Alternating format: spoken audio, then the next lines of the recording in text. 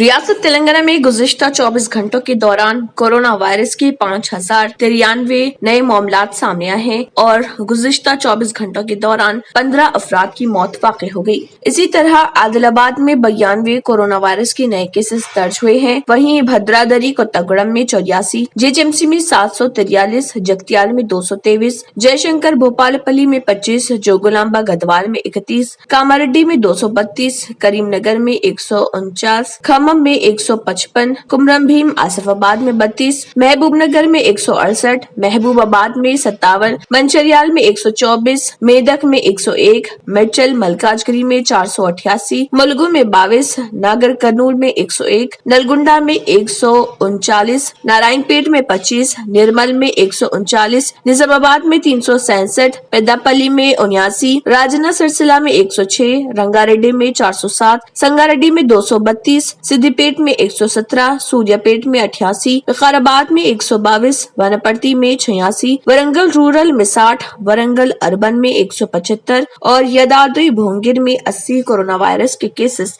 दर्ज हुए हैं। वाज़ेह है कि कोरोना की दूसरी शदीद लहर की वजह से केसेस में इजाफा देखा जा रहा।